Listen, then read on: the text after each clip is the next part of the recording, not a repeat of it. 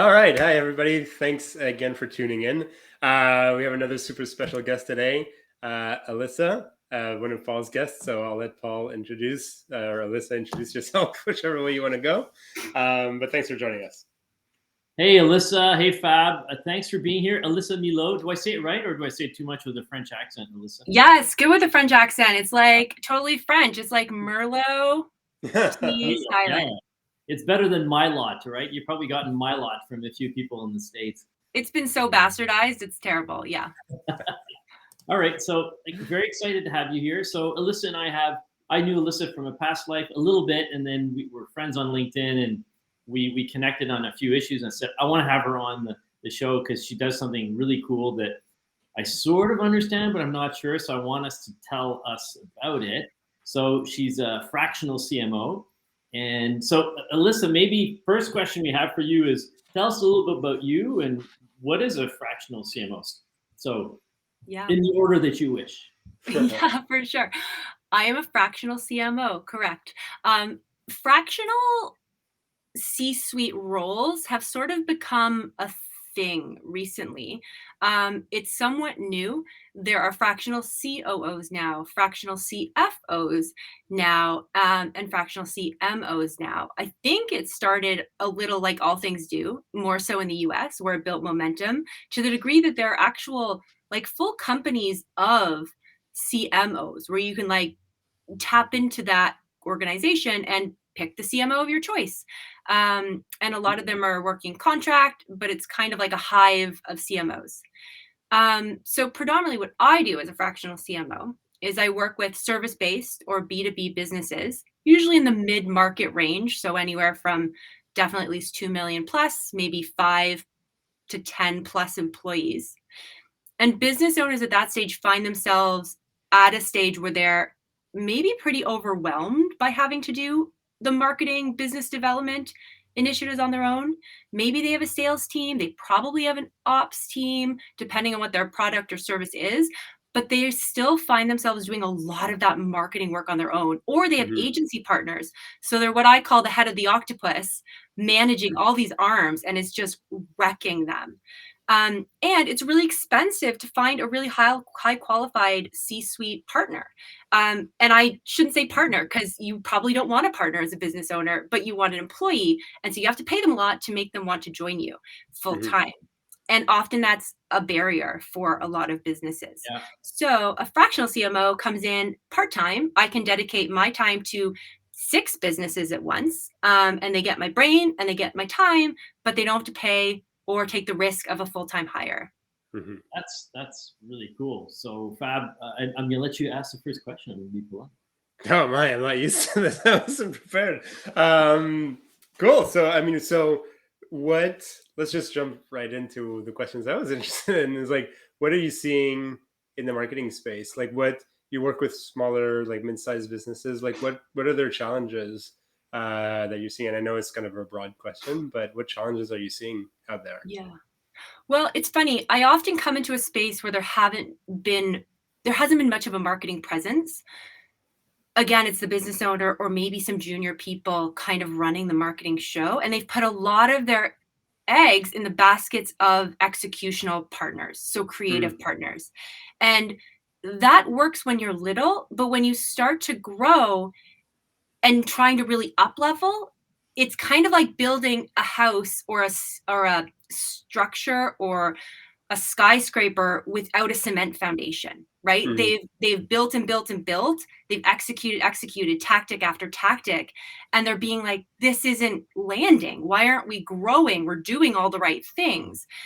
And I find that it's because they haven't built a foundation that's solid enough to have briefed their creative partners effectively to put out good content that's driving growth, that's bringing in inbound leads, outbound leads, that's really serving the marketing machine. Because the marketing machine at its core is built on like mud and straw.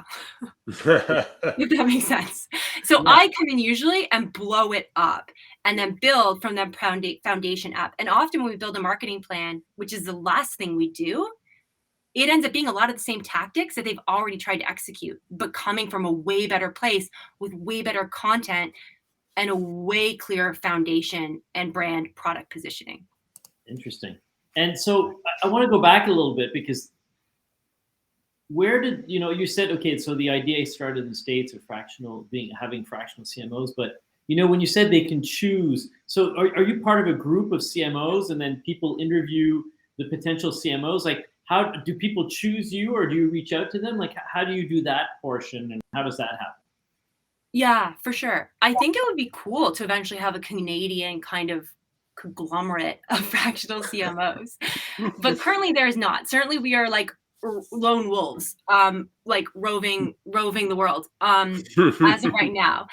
But I do know that there are organizations like that in the US. Not too many of them, but a few. And so they really need to follow and learn from, for me, as like a fractional CMO kind of operating solo right now.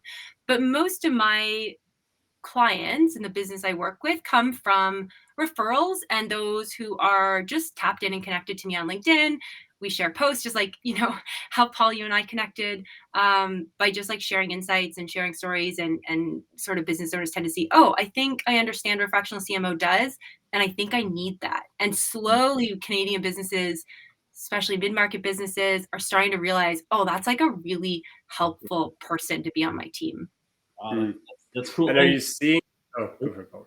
All right. So how did you get there? So tell us a little bit about who you were before you became that fractional CMO, and what is it that you feel? What is it that you had as knowledge or tools that made you feel comfortable in becoming a fractional CMO? Yeah, thank you. That's such a good question.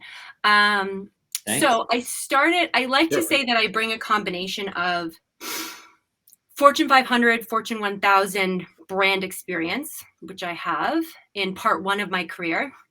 And I mesh that with part two of my career, where I literally jumped ship from Walmart, being the head of the health and beauty category as the marketing lead there, to a small business startup. So like a small business production, like it was a production company, but a branded content production company at a time when YouTube was all the rage, and like going viral with a viral video was all the rage. And so I jumped ship completely, like full out, like fell down the rabbit hole to the other side of the world with them. And so I worked to help the three partners, really as kind of a principal at that organization, grow that business for about 8 years, to about a $3 million shop with about 20 employees. Okay. So I kind of make a combo of that experience where I understand the reality of a small business owner, a successful small business owner too, because I've seen a company work successfully and been a part of that. And also from a branding foundations perspective, I've done those workshops that Unilever paid for, that Walmart paid for, that Nike paid for all like the core 101 marketing insights that like big brands have. Mm-hmm. So I try to mesh those two experiences together in the services I offer my clients.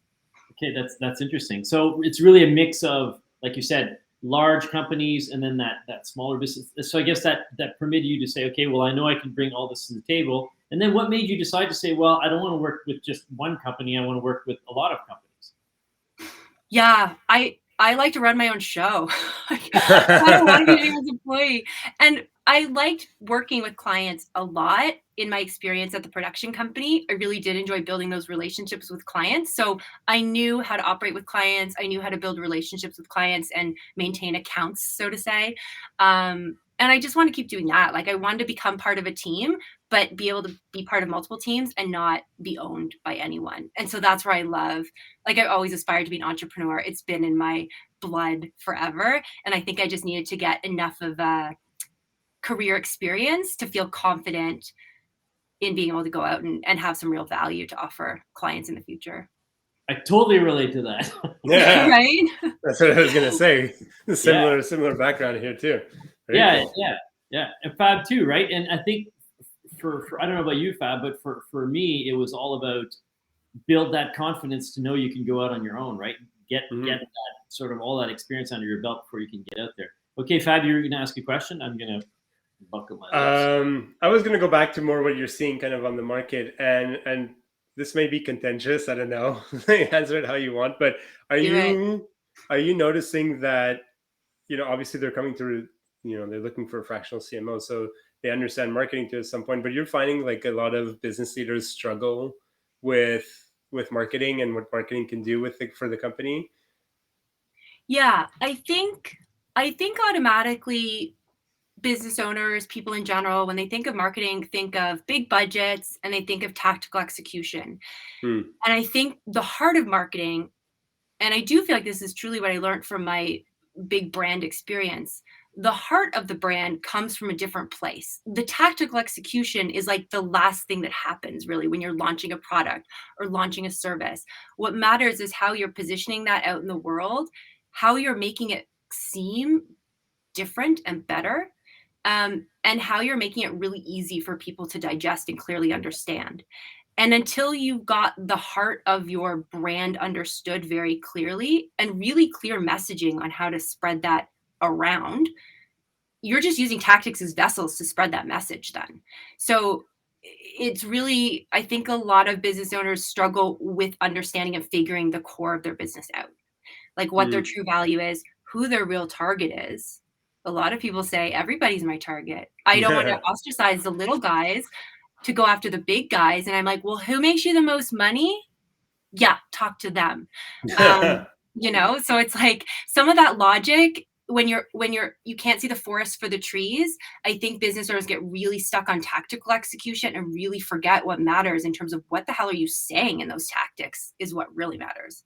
So And who you're saying it to. Alyssa, so what you're really saying is you have to understand what you do for the person who will be buying or using your service first before you go out and do anything. But how many times I've seen, I'm by all means not a marketing expert whatsoever, but how many times have I seen small companies just go out there and they just advertise whatever they're doing or just push whatever they're doing and they figure, well, it'll happen if it happens. So you're saying that even a small entrepreneur that has a limited budget should still take.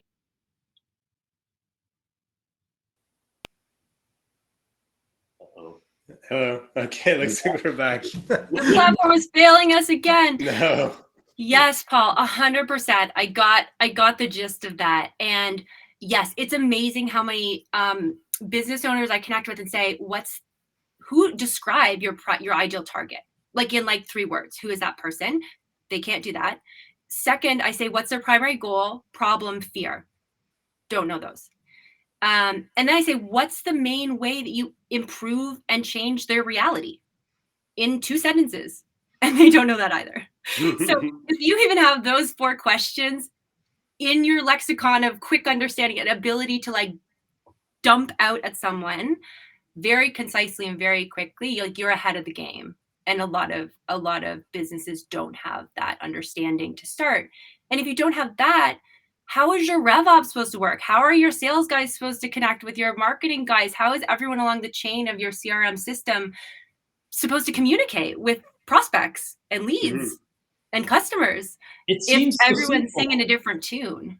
It Right. seems so simple, but it's really logical, isn't it? I mean, when you really sit down and think about it, like, and I'm sure everyone you say this to probably says, "Yeah, those are great, brilliant questions. Now we have to figure them out, right? Yeah. We have to figure out the answers." But really, like, I hear you say this, I say, of course, like, it makes sense. But it's true that you just said it before. A lot of people can't see the forest for the trees, right? Yeah. So can you repeat those again, just so the listeners hear it clearly? So goals. Yeah. So what are your goals? Know your ideal target. And your ideal target is who will make you the most profit. Truly, it is. It's what accounts do you need? If you got 5 of them and would you be laughing? So talk to those people. Make a service offering or package that it appeals to those people. And how do you do that? You have to know who those people are, and you have to know their primary goals, problems, fears, and then lastly, the impact that you're going to make to improve their reality. So the impact is kind of a combination of your impact is how you help them achieve their goal, solve their problems, and mitigate their fears. And that's the impact you make on your customers. And I usually work in a service base again, or B2B space. So you're working with other businesses. So what problem are you solving for your client that is also a business? Yeah. No, absolutely. Yeah. Because we mostly, I mean, most of what we talk about is B2B. I mean, very rarely and infrequently we'll talk a little bit about B2C, but it's really a B2B space that we're looking at. So that's fascinating. Okay, go ahead, Fab.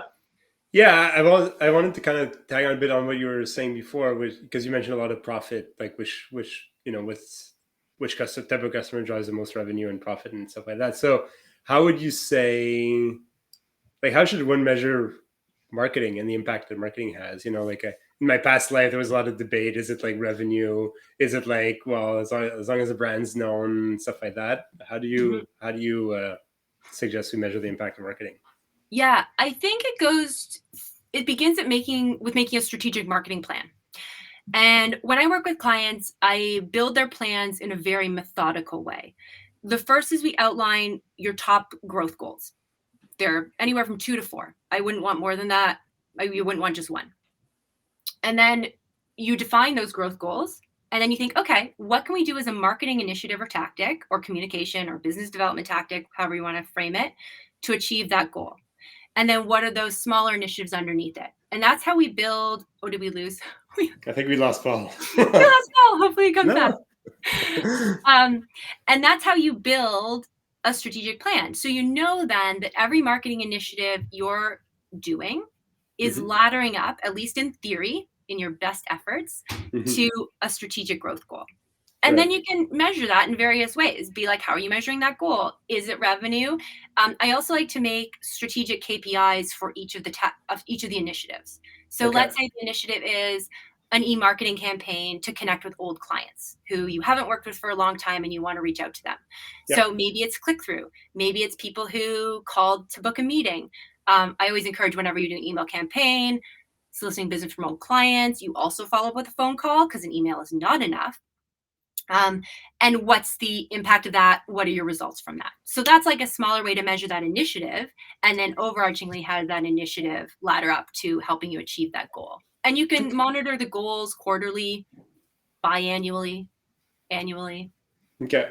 And so, in my past life, like when I was like heading up marketing teams, a lot of people are like, oh, brand and blah, blah, blah. But at the end of the day, the business owner was like, even though they were agreed, yes, brand, and we need the recognition, they're like, okay, but how much revenue did this drive? Like, do you find that at the end of the day, everything is all nice and stuff like that, but, revenue is still what makes the business run, right? Like, we could have the best brand in the world, but if there's no revenue coming in, right? Oh, like so useless. 100%. Like, sales are what matters. Sales are king, especially for smaller businesses, obviously.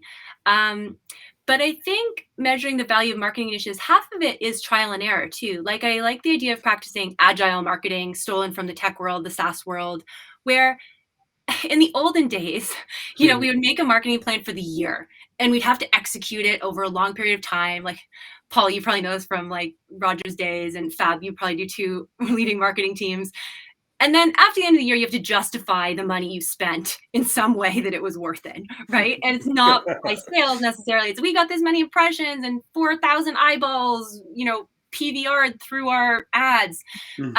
It's all kind of nonsense a little bit. So it's hard to measure. But I think what really matters is when you measure things in smaller stints, right? And you don't treat a marketing initiative like the be all end all. This is a test. Let's just throw this out there with some calculated risk and understanding behind it, with the best effort we have to put this baby out in the world and hope it thrives. And then the best thing you could do is monitor, did it thrive? Did it not thrive? And discover why it didn't thrive, and then fix it or adjust it or tweak it. So it's an organic thing. Like, it's always changing. You're always having to be on top of it. You're always monitoring it, and you're not getting a wrist slap because it didn't work. It's just like, okay, great. Let's try it with a different tag this time. Let's try it with a different piece of creative. It's like A/B testing over a bit of a longer term. Okay. Nice. And sorry, I cut out there. My internet was terrible. So how does that apply to an SMB that might be saying, oh, the A/B testing scares me, I want to get it right away? What do you say to those people who are like maybe not living in reality? Yeah. Well, it depends on their initiative. Like, for example, if they're doing digital marketing, it's pretty easy to A/B test. You just like tweak a graphic a little bit and your A/B test.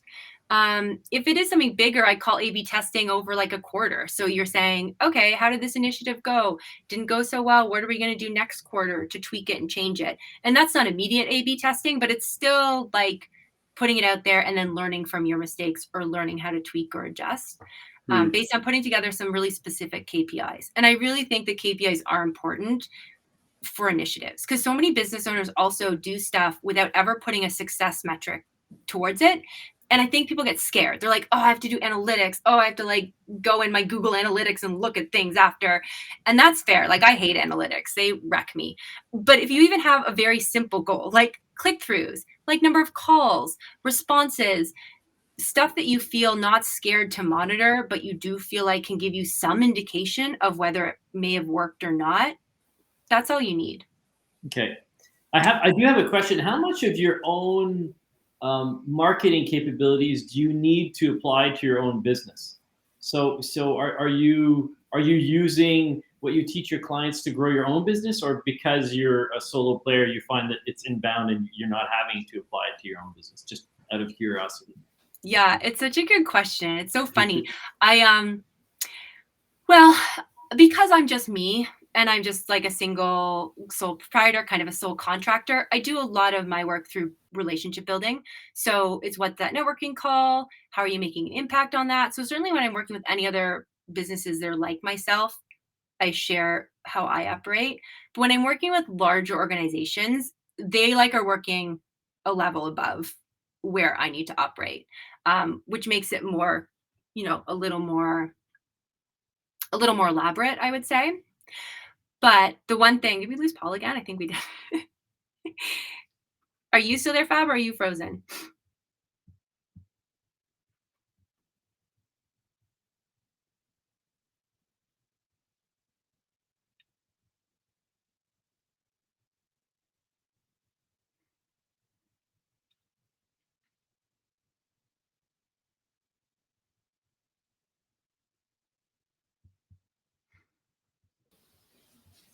You back?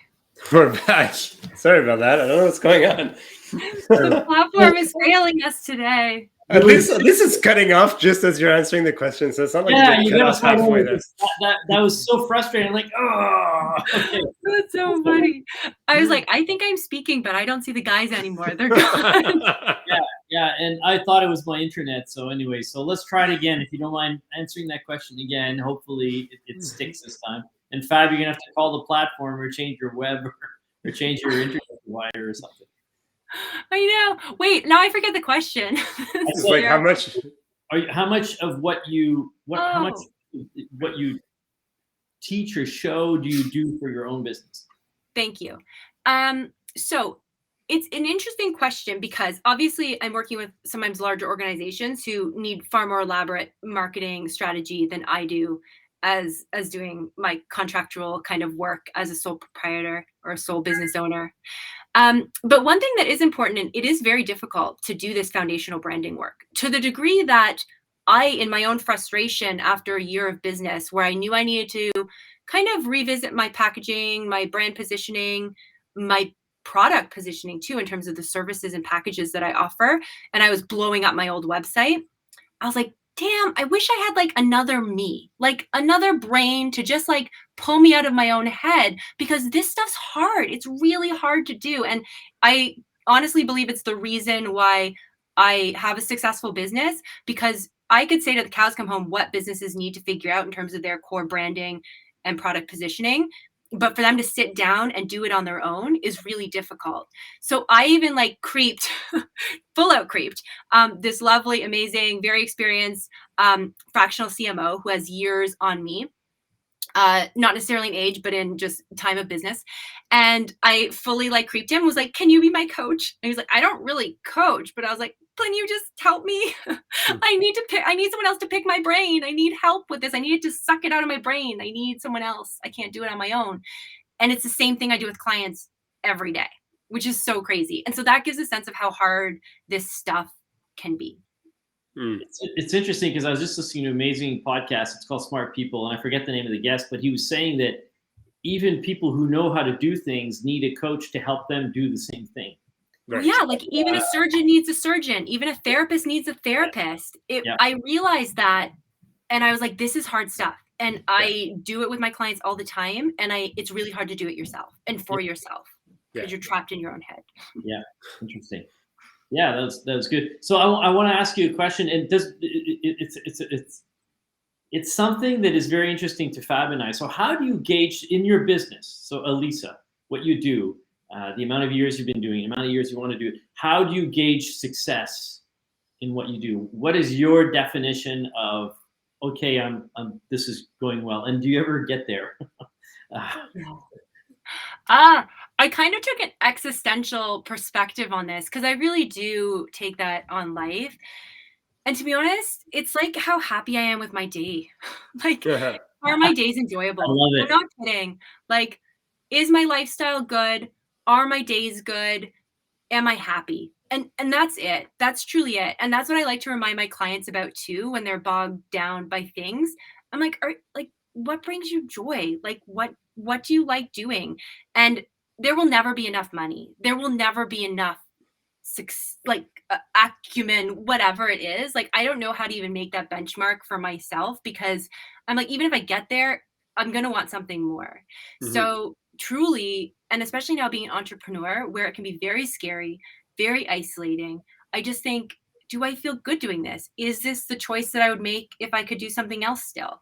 And if the answer is yes, then I have a successful day on my hands. Great answer. That's a good answer. I'm going to steal some of that. Someone's going to ask me that in a year or two, and I'm going to say the same thing. Just to make go back to this old podcast episode and answer you. Yes. We're going to get all like esoteric and like in our heads. But yeah, no, it's really like, do I like my life? Am I happy with my day? That's it. So I'm a sales guy, and I come from a sales background. I led sales teams. I want to, and I've had this discussion 1,000 times with Fab on our podcast, off the podcast, but I want your take on it. What's your, how do you define the relationship of sales and marketing? And I know Fab's answer, and I'm looking forward to hear yours. So what to you is the relationship between sales and marketing? It's so funny because it's such it's such a fiery thing. It's like, it's a marriage. I really think of it as being like a marriage, really, truly, where they're different people in some ways. They're different entities. They have different objectives and goals and personalities and perspectives. They have different agendas, but it's coming to a compromise as being two parts of a whole and operating as almost like a single organism. That's really important for sales and marketing to do. And I think like relationships, they like butt heads and accuse the other one of doing other things and not taking into account their cares or needs or concerns or issues. But I think it's so important for a lot of building within organizations to happen between both groups. And that's also why I really love foundational branding and positioning, especially with small businesses, when they do have like a small sales team or a small marketing team, when those two groups can come together and come to a conclusion of what the business is about, who their target is, what their primary goals are. They're operating as a single unit then from the same heart, from the same core, if that makes sense. And then they can riff off as they need to. But if that core is strong and built together, ideally, then I think they have a lot of synergy and success on their hands. Wow. So you do sound like Fab. No, it's interesting because, having worked in large companies in the past, there was often that butting heads. And you're right that if you agree with the core, it becomes simpler because at least you agree with the 50,000 foot view of how things should be. And then maybe the details will be different, but that relationship has to exist at a certain level. Now, in the old days, you used to have the VP of sales and marketing. And I want to know your take on that, because to me, I think it's good when, my personal opinion is it's good when they're separate. And I think it's good to butt heads too. I think it's good to have that friction because, sparks come out of that and good ideas come out of it. But what's your opinion on that? Do you think it's good when they merge and they say, well, the CMO is also the CRO, or the VP of sales is also the VP marketing? What's your take on that one? No, because there's no unicorn. That person doesn't exist. They're always going to be weighted marketing or weighted sales. Yeah. And I think you're doing yourself a disservice. You're pissing off one team or the other if you don't have a captain for both. Yeah. Interesting. Good stuff. Okay, Fab, I've been hogging the questions.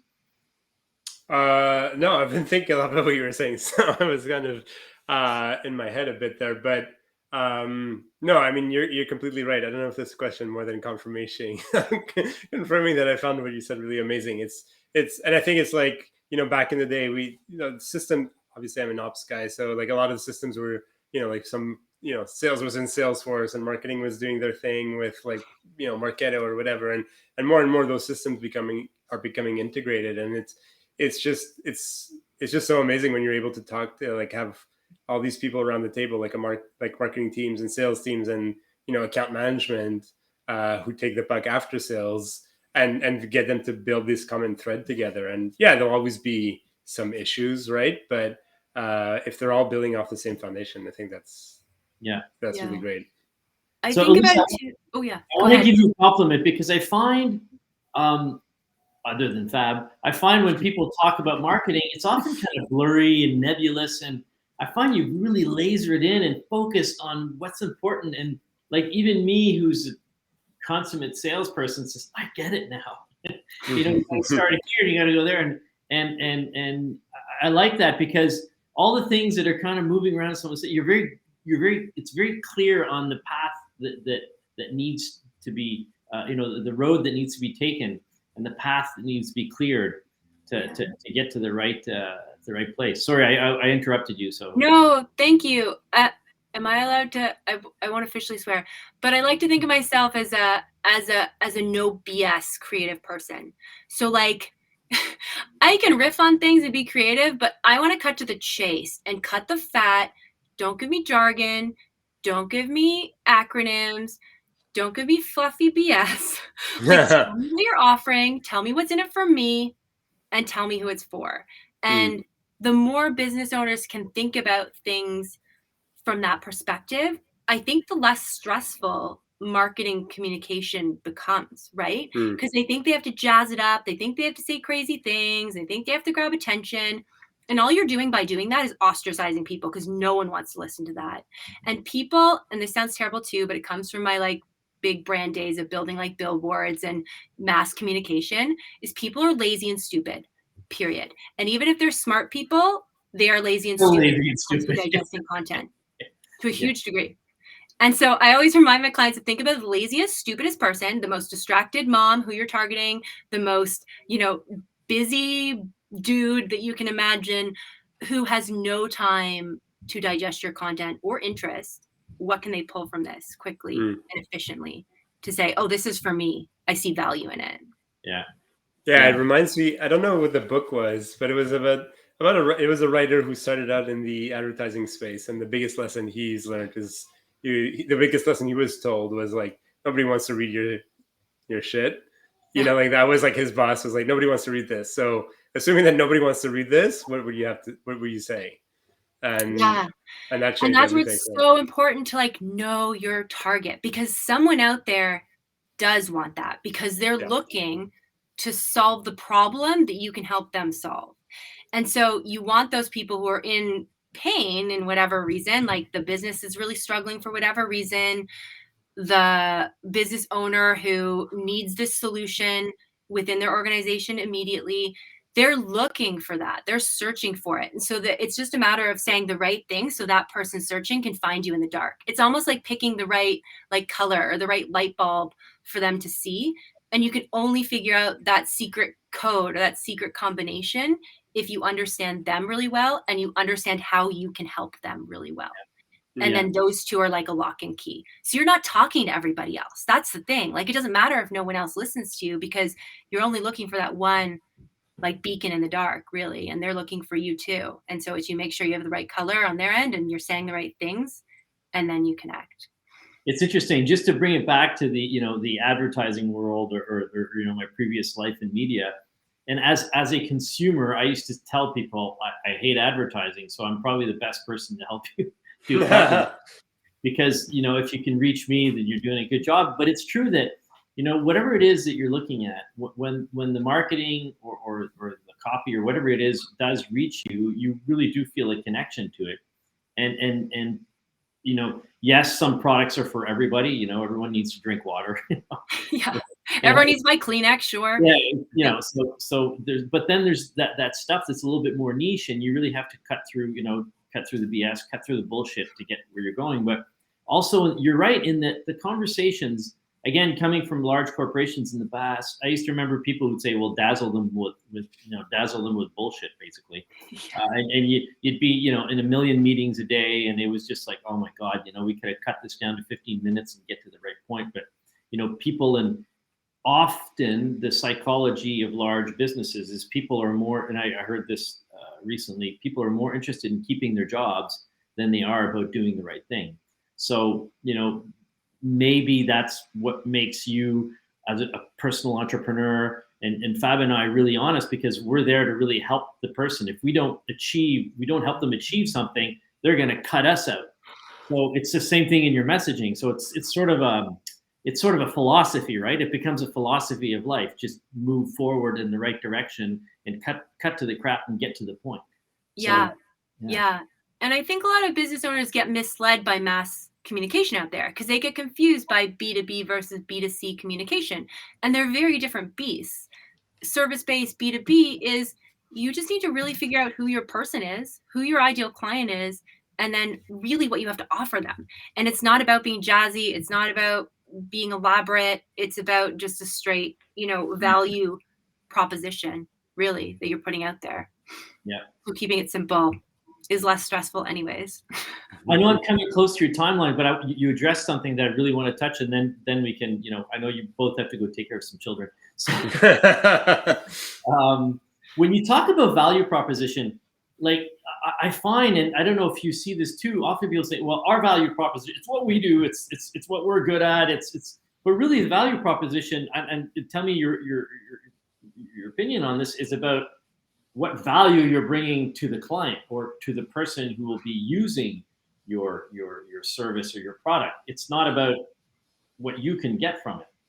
I'm not sure I'm explaining that clearly, but yes, 100%. I should say people are lazy, stupid, and selfish would be the trifecta of that. Entirely. Like all they care about is what's in it for me. And if you spin all of your messaging in making it very clear what's in it for them, then they listen and they can hear it. The other piece too, I do a lot of work now with clients on product positioning. And I think that gets often lost in the B2B, the service-based space, because it feels like, oh, I just want to connect with you and then I'll put together some elaborate thing that's going to wow you. But you're actually, I think, in a lot of ways doing a disservice by not making very clear what your service offering is in detail. Because a lot of people, again, are lazy and also apprehensive to have to go on a sales call with someone. So they want to vet you out as much as possible before they actually have to speak to you. So there's value in making sure that your website, for example, any sales sheet you offer, any networking conversations you have, there's a great deal of transparency in what your actual product offering or service offering is. I call it the 3-tiered cake. You show them the 3-tiered cake. You give them a slice of the cake, and then they turn to you and say, okay, so what's the whole thing cost again? Like, don't keep it a secret. Don't hide it. Like, cakes are on display and I want to pick the cake I want. I'm not going to call up a bakery and be like, can you make me a mystery cake like this? No, I want to see what it looks like first, and like the plastic version, whatever you want on the shelf. And then I'll buy it for $1,000. So I think there's a lot of not enough attention and love given to product positioning as well. That's so interesting, because coming from a sales background, I'm often telling people at a certain level, and this is where I won't say contentious, but some people want to hold back. And what we say to people, and that's where it's misconstrued sometimes, people want to give a full-on pitch before they talk to the people. I always say, when you're in a B2B situation on a sales side, not something inbound, but outbound, you need to get to know who the person is before you start showing them anything or talking to them. You need to understand what it is that they're looking for, so that you can qualify whether you should continue the conversation. So I think what marketing does, particularly inbound, is that the people hopefully will find you. And in an outbound situation where you sort of have to go in blindly a little bit, you have to ask a few questions because they might be somewhat qualified to truly qualify them, then to present them the 3-tiered cake, right? Yeah. So it's interesting. And well, it's true, but I think marketing to some degree can do a real service to sales if the business affords it and if it's an option to be as transparent as possible. So you're, as a sales team, is getting like warm ass leads coming down the funnel because marketing's put out all the goods, right? And someone's already observed like, oh, I see what you offer. Like, I actually want that. And they come in to that conversation like ready to buy, not as a surprise, not as a, I want to see what you have because I don't really understand. I don't really know. I'm not really sure. You know, if they come in question like that, that's a lot of onus on the sales team to then have to really convert that person. Whereas if marketing's doing a good job already being very transparent as to what they're getting, that sales call becomes a whole lot easier. Then you can hire lazy, stupid salespeople. Exactly. They hire lazy, stupid salespeople. You just have to read like a template and be like, which package would you want? A, B, and C. They're all great for A, B, and C reasons. Oh, I love it.